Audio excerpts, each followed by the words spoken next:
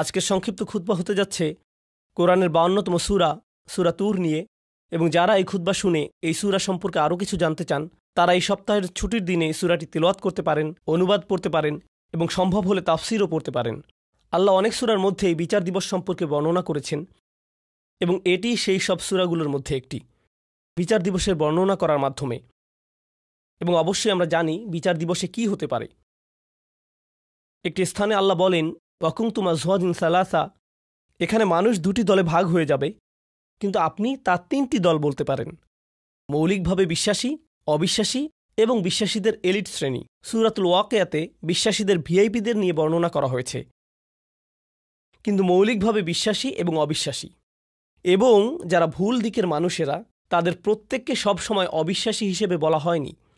প্রত্যেকবার আল্লাহ তাদের একটি নতুন বর্ণনা দিয়েছেন যাতে আমরা সেখান থেকে নতুন কিছু শিখতে পারি এবং আমাদের কি এড়িয়ে চলা উচিত তা আমরা জানতে পারি। তাই আল্লাহ শুধু বলেননি যে তারা কুফফার, নয়, আল্লাহ তাদেরকে আলাদা আলাদাভাবে বর্ণনা করেছেন। প্রত্যেক বর্ণনায় আমাদের জন্য শিক্ষা রয়েছে এবং এই সূরায় বিচার দিবসে যারা বিপদে পড়তে চলেছে তাদের নিয়ে একটি খুব নির্দিষ্ট বর্ণনা রয়েছে। আল্লাহ আমাদের কাউকে তাদের অন্তর্ভুক্ত না করুন। এবং আমি এই সূরায় আল্লাহ তাদের যে বর্ণনা দিয়েছেন এবং তাদের বিপরীত দিকের মানুষ সম্পর্কে যে বর্ণনা দিয়েছেন তার উপর বিশেষ দৃষ্টি দিতে চাই। আল্লাহ বিচার দিবসের শুরুর দিকের বর্ণনা করছেন এভাবে: আকাশ পরিবর্তন হচ্ছে, পাহাড় নড়তে শুরু করেছে, পৃথিবী আর দেখতে যেমন ছিল তেমন থাকছে না, মানুষেরা কবর থেকে বের হয়ে আসছে। এবং এখন আল্লাহ বলেন, ফাওয়াইলু ইয়াউমা ইযিল লিল মুকাযযিবিন, যারা সত্যকে মিথ্যা বলতো তাদের জন্য সেই দিন কত বিধ্বংসী আর কত ভয়ঙ্কর হবে যারা সত্যকে মিথ্যা বলতো।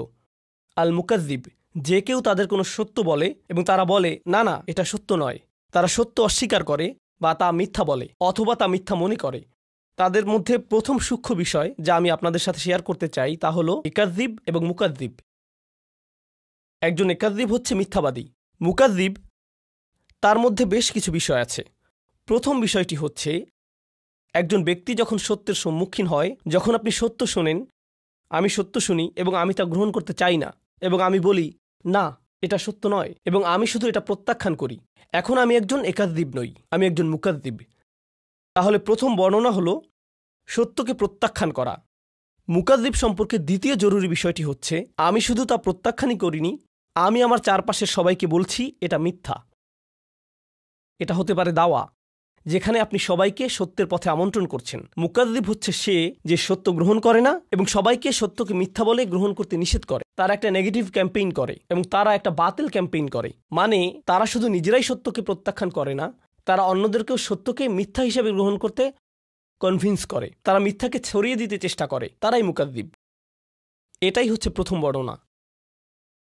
আমি যা শিখি তা হলো আমি যখন কোনো সত্য শুনি, তা যে কোনোভাবেই হোক না কেন, সেটি একটি শিশু থেকে শুনতে পারি, সেটা একজন মুসলিম থেকে শুনতে পারি, তা আমি যে ব্যক্তিকে পছন্দ করি বা পছন্দ না করি তার থেকে শুনতে পারি, যদি সত্য হয় আমি তা প্রত্যাখ্যান করব না, আমি তা প্রত্যাখ্যান করব না। লোকেরা কেন সত্যকে প্রত্যাখ্যান করে? কারণ শুধু এটা নয় যে তারা খারাপ মানুষ।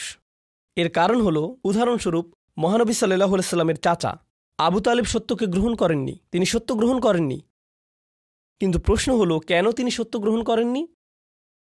কারণ যদি তিনি তা গ্রহণ করেন তার জীবনে অন্যান্য রাজনৈতিক সমস্যা ঘটতে পারে, তার মানুষের সাথে ব্যবসা আছে, তারা ব্যবসা প্রত্যাহার করতে পারে, তার অনেক সামাজিক সম্মান আছে, তার সামাজিক সম্মান ব্যাহত হতে পারে, তার পরিবারে অনেক সমস্যা হতে পারে। তিনি এই সব বিষয়গুলো দেখে বলেন আমি জানি এটা সত্য, কিন্তু আমি তা গ্রহণ করতে পারি না, কারণ তার মূল্য অত্যন্ত বেশি, আমি এর জন্য এত মূল্য দিতে পারি না, আমি এটা করতে পারি না। এবং এটা শুধুমাত্র আবু জাহল, আবু তালেব এবং আরও অনেকের সাথে হয়নি, আমি এবং আপনি, যদিও আমরা মুসলিম, তবে মুসলিমদের মধ্যেও এমন হতে পারে।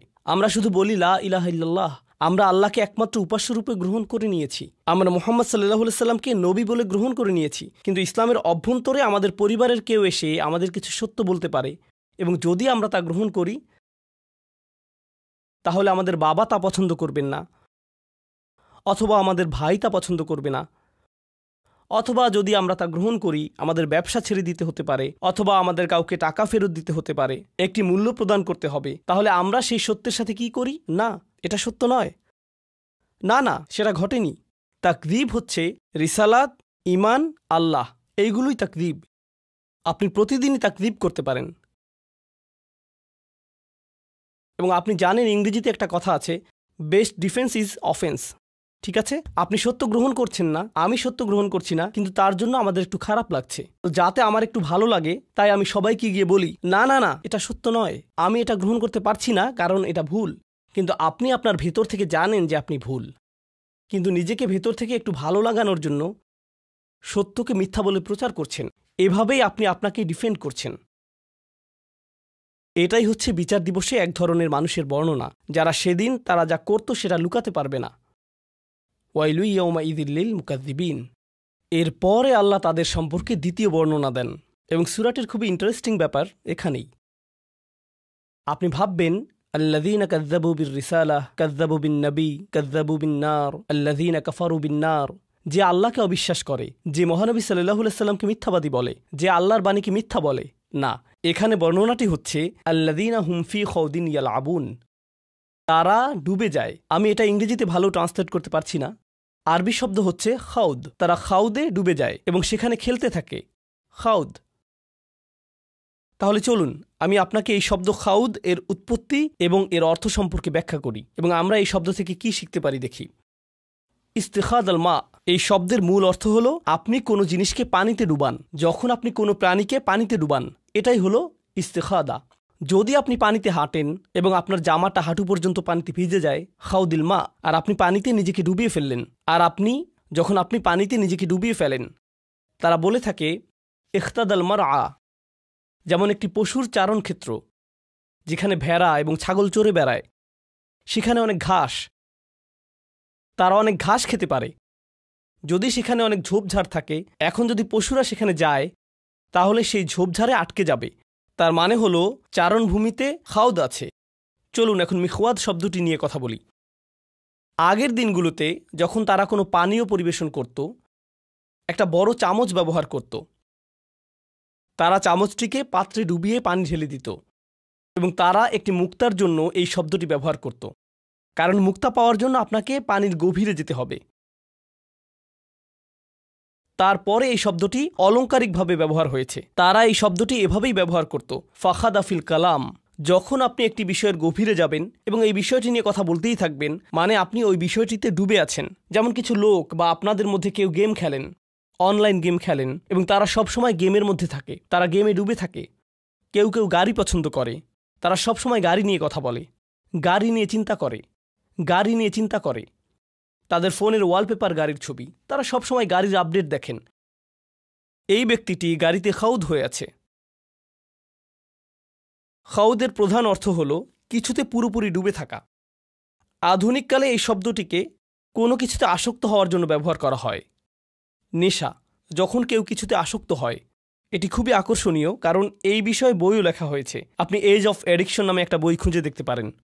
এই যে সময় আমরা বসবাস করছি, এটি একটা নেশার যুগ।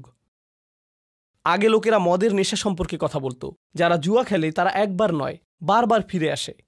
তারা তাদের বাড়ি হারায়, পরিবার হারায়, এবং তারা এটা বন্ধ করতে পারে না। মাদক একটি নেশা হতে পারে।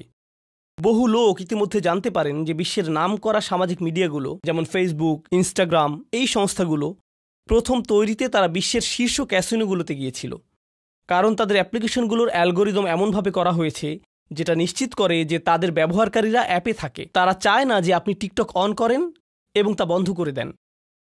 তারা চায় যে আপনি এটা অন করেন, সোয়াইপ করেন, আবার সোয়াইপ করেন, আবার সোয়াইপ করেন, এবং করতেই থাকেন। এই অ্যালগোরিদম বানাতে তাদের মানুষের আচরণ অধ্যয়ন করতে হয়েছিল। তাই তারা ক্যাসিনোতে গিয়েছিল এবং সেখান থেকে সেরা সাইকোলজিস্ট নিয়ে আসে, কারণ ক্যাসিনো শিল্প প্রথমে সাইকোলজিস্ট নিয়োগ দিয়েছিল যাতে লোকেরা স্লট মেশিনে বসে টাকা বের করতে পারে। তাদের উদ্দেশ্য ছিল আমাদেরকে সেখানে কতটুকু সময় ধরে রাখতে পারে, কারণ তারা সেখানে আমাদেরকে যত লম্বা সময় সম্ভব ধরে রাখতে পারবে, আমরা আরও বেশি আসক্ত হব। যারা লাস ভেগাসে ক্যাসিনো শিল্পের হিউম্যান বিহেভিয়ার তৈরি করেছিলেন, সেই একই লোকদের সিলিকন ভ্যালিতে নিয়ে আসা হয়েছিল সোশ্যাল মিডিয়ার ইউজার বিহেভিয়ার মডেল তৈরি করতে। কারণ তারা জানে যদি আপনি সবচেয়ে আসক্ত হন, তখন তারা আপনার থেকে সবচেয়ে বেশি প্রফিট করতে পারবে। যদি আপনি নেশায় ডুবে যান এবং আপনি বের হতে পারবেন না, যদি আপনি নেশায় ডুবে যান তখন আপনি বের হতে পারবেন না, এবং আপনি যদি এটা আবার করতে না পারেন, তাহলে আপনি আপনার ভেতরে কিছুই নেই এরকম একটা অনুভব করবেন। সে মদ পান করে এবং সে মনে করে সে ভালো ফিল করছে, সে চলে যায়, তার 1 ঘন্টা 2 ঘন্টা পর আবার মদ খেতে ইচ্ছা করে, তার আবার একটা চাহিদা তৈরি হয়, আমাকে আরেকটা দিন। তাদের পেট ব্যথা করতে থাকলেও তারা মদ পান করে যায়, তারা অর্ধেক ঘুমন্ত অবস্থায় থাকলেও মদ পান করে থাকে, তারা ঘুম থেকে উঠে এসেও মদ পান করতে চায়। এটি অনলাইন অন্যান্য নেশা এবং বিনোদনের নেশার ক্ষেত্রেও সত্যি। কিছু লোক চলচ্চিত্রে আসক্ত, নেটফ্লিক্সে কিছু লোক আসক্ত, স্পোর্টসে কিছু লোক আসক্ত। এই নেশা পরবর্তীতে আল্লাহ সত্যের সম্পর্কে কথা বলেছেন। যখন সত্য আসে, কোরআনে যে সত্য সম্পর্কে বলা হয়েছে, আপনাকে এই বাস্তবতার সাথে ডিল করতে হয়, আপনাকে আপনার কাজের জন্য দায়িত্ব গ্রহণ করতে হয়। আমি কিভাবে আমার দিন কাটাচ্ছি তার ব্যাপারে যত্নশীল হতে হয়, কিভাবে আমি আমার রাত কাটাচ্ছি তার ব্যাপারে যত্নশীল হতে হয়। আমার নিজের ব্যাপারে দায়িত্ব আছে, আমার আল্লাহর জন্য দায়িত্ব আছে, আমার নিজের পরিবারের জন্য দায়িত্ব আছে। আমাকে এই সবগুলো ব্যাপারে যত্নশীল হতে হবে। কিন্তু আপনি যদি এই সত্যকে গ্রহণ করতে না চান এবং আপনি বাস্তবতা থেকে পালিয়ে বেড়াতে চান, আপনি নিজেকে হারিয়ে ফেলেন এবং কোনো একটি বিষয়ে আসক্ত হয়ে যান এবং এভাবে আপনি আসক্তিতে ডুবে যান। আপনি জানেন কিছু মানুষ কি করে? কোনো একটি গ্যাদারিংয়ে কিছু শুনলে, মনে করেন 8 জন মানুষের একটি সমাবেশ, ফ্যামিলি গেট টুগেদার, তারা সেখানে বসে কথা বলছে এবং সেখানে কোনো একজন আল্লাহর দ্বীনের ব্যাপারে কথা তুলল, সে দ্রুত সেই বিষয়টি পরিবর্তন করে ফেলবে এবং সে চাইবে একটি অন্য বিষয়ে কথা বলতে, কারণ সে জানে সে কোন বিষয়ে কথা বলতে চাইবে। ওহ না, জানো UFC ফাইটে কি হয়েছে, এই খেলাটিতে কি হয়েছে, এই ছবিটিতে কি হয়েছে, ও আল্লাহ সেগুলো কত ভালো ছিল, এবং আমি এভাবে কথা বলতে থাকি। তারা যদি দিন সম্পর্কে কথা বলে, তবে তারা দিনকে একটা মজার ছলে কথা বলে, এই বিষয়ে কথা বলাটা একটু ফান। তখন আল্লাহ বলেন, হাত্তা ইয়াহুদু ফি হাদিসিন গাইরিহি, তাদের সাথে ততক্ষণ কথা বললেন না যতক্ষণ পর্যন্ত তারা অন্য বিষয়ে ডুবে না যায়। এখন আমার আপনার নিজেদেরকে জিজ্ঞাসা করা উচিত, এটা মানুষের সম্পর্কে সমালোচনা নয়, এটা আমি এবং আপনি আমাদের সম্পর্কে যা ভাবি তাই। আমি প্রতিদিন যে বিষয়ে ডুবে থাকি, এর কি কোনো উদ্দেশ্য আছে, নাকি আমরা আসলে শুধু এদিক ওদিক ঘুরে বেড়াচ্ছি? এই প্রশ্নটি আমি আমাকে জিজ্ঞেস করতে চাই। বিচার দিবস সম্পর্কে আল্লাহ বললেন, ইয়াউমা ইযিল্লিল মুকাযযিবিন আল্লাযীনা হুম ফি খাউদিন ইয়ালআবুন, তারা বিভিন্ন বিষয়ে ডুবে আছে এবং সেই বিষয়ে এদিক ওদিক ঘুরে বেড়াচ্ছে, তারা শুধুই ঘুরে বেড়াচ্ছে। এবং প্রতিবার যখন কোরআন তাদেরকে ডাকে, সত্য তাদেরকে ডাকে, সব কিছু দায়িত্ববোধ, কারণ বিচার দিবস মানেই দায়িত্ববোধ, তাই নয় কি? বিচার দিবস হচ্ছে একটি কোর্ট, এবং এই কোর্টে কি হয়? বিচারক বলেন আপনি যা করছেন তার জন্য আপনিই দায়ী।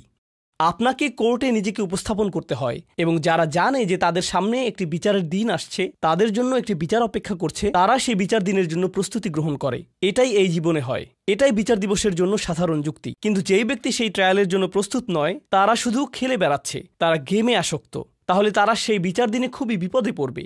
এবং কেউ বলে, এই বিচার দিবস আগামীকাল, বিচার দিবস আগামী সপ্তাহে, তাড়াতাড়ি এই দিনের জন্য প্রস্তুতি গ্রহণ করো।